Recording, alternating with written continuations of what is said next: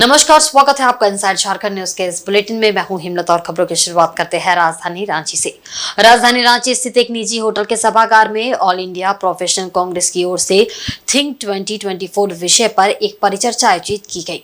इस परिचर्चा में कांग्रेस के झारखंड प्रभारी, प्रदेश अध्यक्ष, कांग्रेस के मंत्री सहित प्रोफेशनल कांग्रेस के सभी पदाधिकारी एवं सदस्य उपस्थित रहे। इस परिचर्चा में मुख्य रूप से थिंक 2024 विषय पर आर्थिक रूप से झारखंड को मजबूत और प्रति व्यक्ति आय बढ़ाने सहित अन्य विषयों पर चर्चा की गई।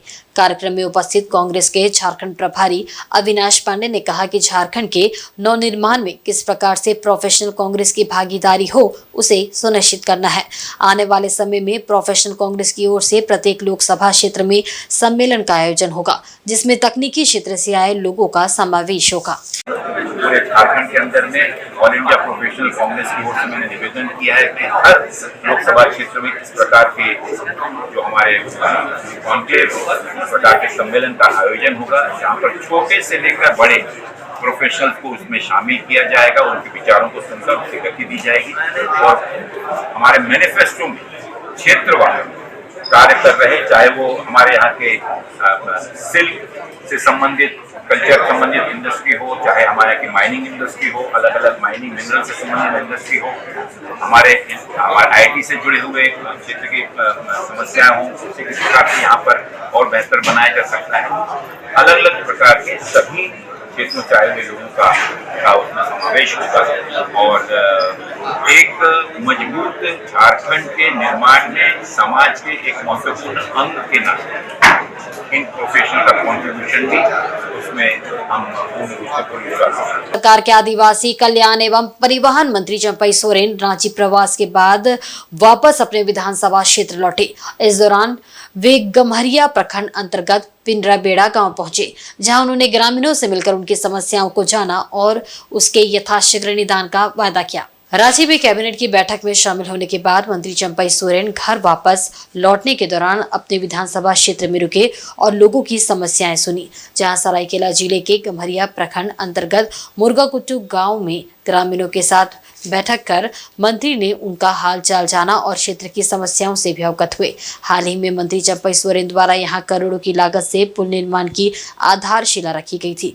इस मौके पर मंत्री ने कहा कि गम्हरिया प्रखंड अंतर्गत मुर्गाकुट्टू, रेयारदा, रापचा आदि गांव में झारखंड आंदोलन के दौरान वे सक्रिय थे। यहाँ स्थानीय ग्रामीणों के साथ मिलकर इन्होंने झारखंड अलग राज्य की मांग को लेकर कई बार आंदोलन किया, जिसका नतीजा रहा कि आज झारखंड अलग राज्य बना और युवा मुख्यमंत्री हेमंत सोरेन के नेतृत्व में सरकार आदिवासी मूलवासी के विकास को लेकर निरंतर प्रयास कर रही है।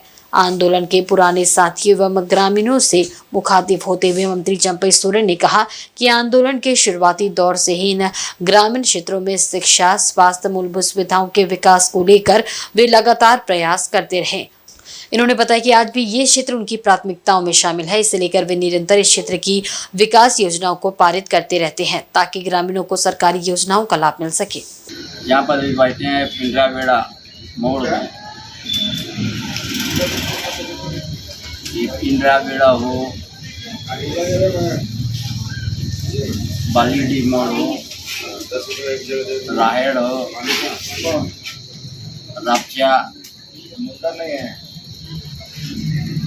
ये सब हमारा झारखंड आंदोलन का बुनियाद गांव है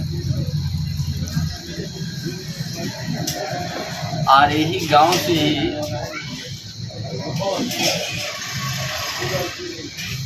हम लोग झारखंड आंदोलन का आगे विकसित किया है।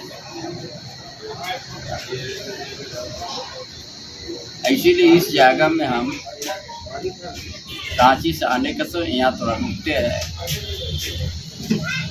और इस क्षेत्र में हमारा सामाजिक संस्था का भी साथी है, राजनीतिक साथी भी है और पारिवारिक रिश्ता भी है। इसलिए इस जगह हमारा कोई नया भी नहीं है। इन दिनों पश्चिमी सिंहभूम के सरायकेला थाना अंतर्गत सागजोड़ी गांव में धड़ल्ले से मुर्गा पाड़ा और हब्बा डब्बा खुले आम चल रहा है। हब्बा डब्बा जैसे खेलों का संबंध जुआ से होता है जो प्रतिबंधित है, लेकिन इन प्रतिबंधों की अनदेखी कर लोग कानून को तो हाथ में ले ही रहे हैं, आने वाली पीढ़ियों के भविष्य के साथ नाइंसाफी हो रही है। यूं तो एसपी का फरमान है कि जहां भी जुए का खेल चलेगा वहां के थानेदार नपेंगे, लेकिन यहाँ तो मानो जुए का खेल ऐसा चल रहा है जैसे इन जुआरियों पर पुलिस का कोई डर भय नहीं है। सरायकेला थाना क्षेत्र के सागजोड़ी गांव में खुलेआम दिन के उजाले में हब्बा डब्बा का खेल खुलेआम होता है। सप्ताह में 3 दिन यहाँ सुबह से लेकर शाम तक हब्बा डब्बा और मुर्गा पाड़ा की महफिल सजती है। चंद लोगों के बीच नहीं बल्कि लोगों के भारी भीड़ के बीच खुले मैदान में सैकड़ों लोग जुआ पर दांव लगाने पहुंच रहे हैं, लेकिन इन खेलों पर नकेल कसने की जिम्मेदारी जिस पुलिस पर है वही चुप्पी साधे रहती है। बताया जाता है कि सरायकेला थाना क्षेत्र का सागजोड़ी गांव झारखंड और उड़ीसा राज्य का सीमावर्ती है। खुलेआम चल रहे इस जुए के अड्डे पर दांव लगाने दूर दूर से लोग पहुंचते हैं। इस गांव में सरेआम जुआ खेले जाने संबंधित एक वीडियो सोशल मीडिया के प्लेटफॉर्म पर तेजी से वायरल हो रहा है, जिसमें साफ दिख रहा है कि दिन के उजाले में जुआ का बाजार सज रहा है और बड़ी संख्या में लोग यहां जुआ खेलने पहुंच रहे हैं। इस खेल में मासूम ग्रामीण हजारों लाखों के दाव लगाकर अपने खून पसीने की कमाई लुटा रहे हैं। लाखों की बाजी इस जुए के खेल में सैकड़ों लोग लगाते हैं, लेकिन मोटा फायदा जुआ खिलाने वालों को होता है। इतनी बड़ी रकम जुआ खिलाने वाले कमाते हैं कि इसका कुछ अंश देकर पूरे सिस्टम का मुंह बंद कर दिया जाता है। कोई इसके खिलाफ आवाज भी उठाता है तो उसे चारों तरफ से धमकी दी जाती है। ऐसे में स्थानीय ग्रामीण इस अवैध जुए के खेल पर रोक लगाने की पुलिस के वरीय अधिकारियों से मांग कर रहे हैं। पर्यावरण संरक्षण को लेकर टाटा स्टील ने कदमा में सिटी फॉरेस्ट पार्क का निर्माण किया है। इस पार्क का आज विधिवत उद्घाटन भी किया गया।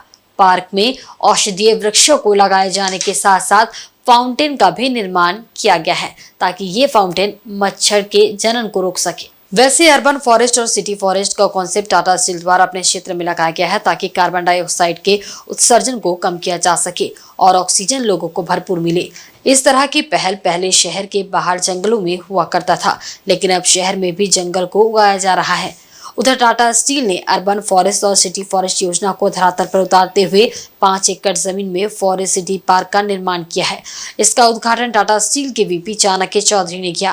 वहीं चाणक्य चौधरी ने लोगों को पार्क से होने वाले फायदे की जानकारी दी और कहा कि ये पार्क पूरे इलाके में ही नहीं पूरे शहर के कार्बन डाइऑक्साइड को अपनी तरफ खींचेगी और ऑक्सीजन देगी ताकि लोग स्वस्थ रह सके। वहीं फाउंटेन मच्छर को जन्म देने से रोकेगी। केमिकल युक्त वाटर मच्छर को पनपने नहीं देगी।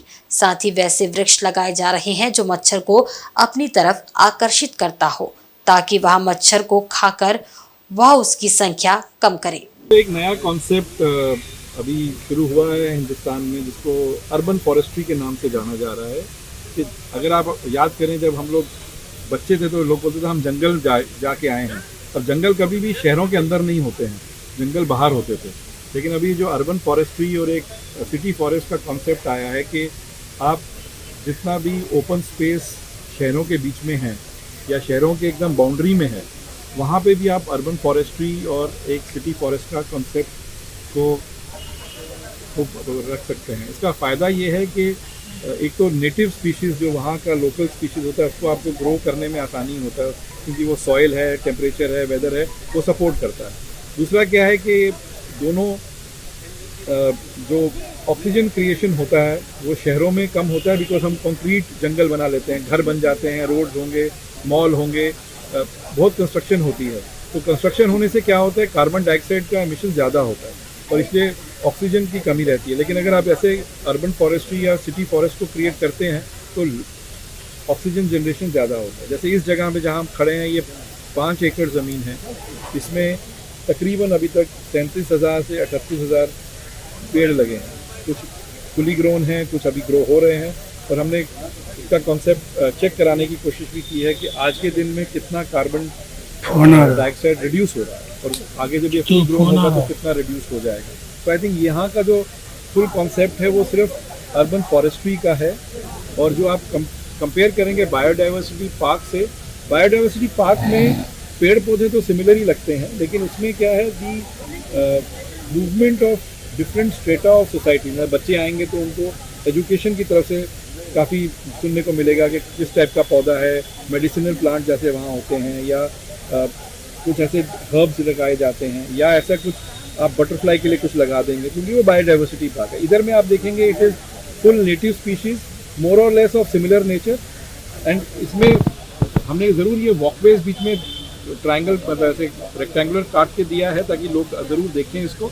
लेकिन हमने, आप देखेंगे जैसे बायोडाइवर्सिटी पार्क में लोग पेड़ों के बीच में ऐसे घूमते हैं, इसमें हमने सिर्फ जोन्स बना दिए हैं, जोन 1, 2 और 3, जिसमें कि सिर्फ पेड़ रहेंगे, और पेड़ों के थ्रू हम देख ज़रूर सकते हैं कि क्या हो रहा है, और उसमें क्रीपर्स भी होंगे, उसमें ऑब्वियसली कुछ फ्लोरा फौना भी आएगा, लेकिन मेजर कॉन्सेप्ट इसका ऑक्सीजन जनरेशन का रहेगा।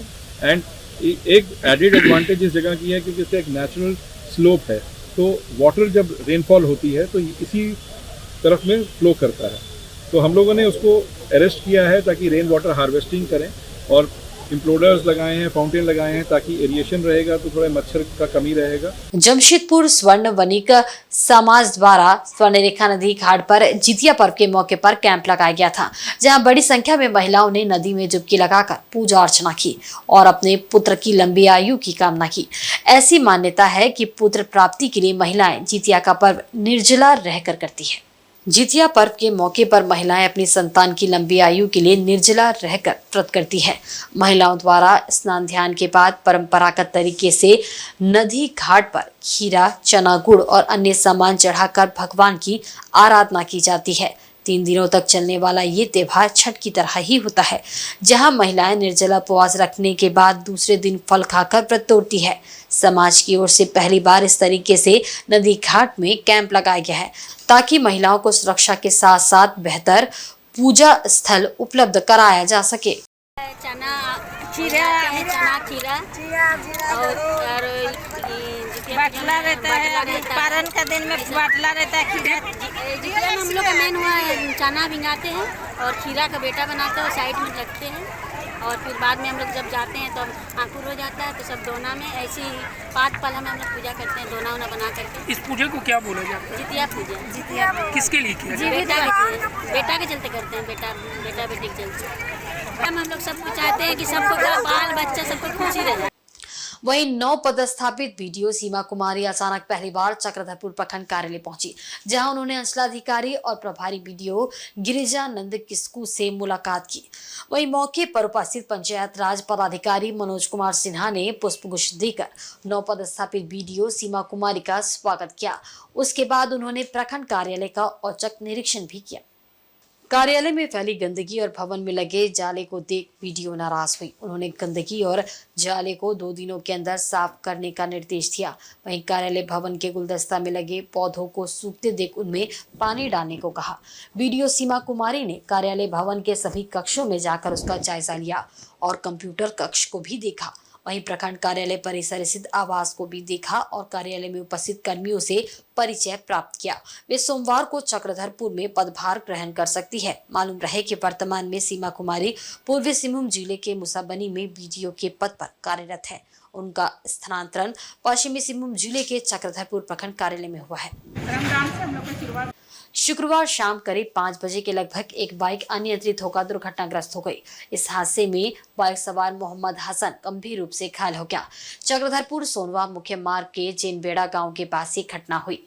चक्रधरपुर अनुमंडल अस्पताल में प्राथमिक उपचार करने के बाद घायल को चाईबासा रेफर कर दिया गया। जानकारी के मुताबिक चक्रधरपुर प्रखंड के केंदो गांव निवासी मोहम्मद हसन बाइक से गोलकेरा हाट गया था। वह हाट बाजार में चूड़ी बेचता है। शाम करीब 5 बजे रोजाना की तरह हाट समाप्त होने के बाद घर लौट रहा था। इसी क्रम में उसके बाइक के आगे कुत्ता आ गया। कुत्ते को बचाने के चक्कर में मोहम्मद हसन बाइक अनियंत्रित होने के बाद बाइक समेत गिर गया और गंभीर रूप से जख्मी हो गया। बाजार से लौट रहे अन्य साथियों ने उसे घटनास्थल से उठाकर चक्रधरपुर अनुमंडल अस्पताल में भर्ती किया, जहां प्राथमिक उपचार के बाद चिकित्सकों ने बेहतर इलाज के लिए उसे चाईबासा रेफर कर दिया। बाद में परिजन उसे बेहतर इलाज के लिए जमशेदपुर ले गए। परिजनों ने बताया कि टोल फ्री नंबर 108 में काफी फोन किया था, लेकिन एम्बुलेंस नहीं मिली। परिजनों ने निजी वाहन की व्यवस्था कर घायल हसन को जमशेदपुर पहुंचाया। इस दुर्घटना में मोहम्मद हसन के सिर व शरीर के अन्य हिस्सों में गंभीर चोट लगी है। इधर मुसाबनी थाना प्रभारी अंचित कुमार की पहल से गुजरात में बंधक बने 8 मजदूर सुरक्षित मुसाबनी अपने घर पहुंच गए। उनके घर पहुंचने पर परिवार के लोगों ने राहत की सांस ली। बताते चले कि काम के लिए गुजरात के मजदूरों के साथ ज्यादती की गई और बंधुआ मजदूर के तौर पर उनसे काम लिया जा रहा था। भारतीय मजदूर संघ के कोल्हान प्रमंडल सहायक मंत्री वीर बहादुर सिंह की लिखित शिकायत पर मुसाबनी थाना प्रभारी अंचित कुमार ने त्वरित कार्रवाई की। थाना प्रभारी द्वारा गुजरात पुलिस के साथ संपर्क स्थापित किया गया। पुलिस के सहयोग से गुजरात में बंधक बने मुसाबनी प्रखंड के ऊपर बांधा और जादूगोड़ा के 8 मजदूर को कंपनी द्वारा मुक्त किया गया। उसके बाद सभी मजदूर सकुशल घर लौटे। मजदूरों के घर लौटने के बाद परिवार वालों ने राहत की सांस ली। मजदूर और उनके परिजन भारतीय मजदूर संघ के सहायक मंत्री वीर बहादुर सिंह अपने पदाधिकारियों के साथ मुसाबनी थाना पहुंचे और थाना प्रभारी से मिलकर उनका आभार जताया। को हमें पता चला अजितेश दास के द्वारा, हमने तुरंत कार्रवाई करते हुए एक आवेदन हमारे थाना प्रभारी को लिखित दिया।